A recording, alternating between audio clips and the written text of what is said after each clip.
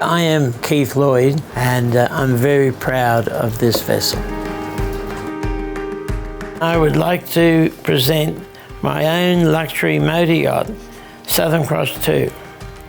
Lloyds Ships employed over 300 tradesmen and apprentices in 4 shipyards, commissioning the first luxury motor yacht in 1975. This Southern Cross 2 was built to play a crucial role as the mothership in Allan Bond's successful challenge for the America's Cup in 1983.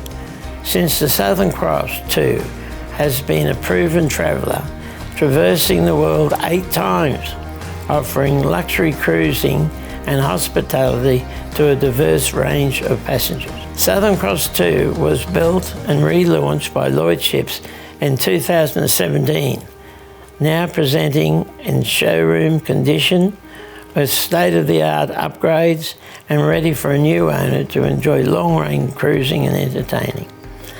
Inspections of Southern Cross 2 motor yacht are by appointment only. Bid now at lloydsauctions.com.au.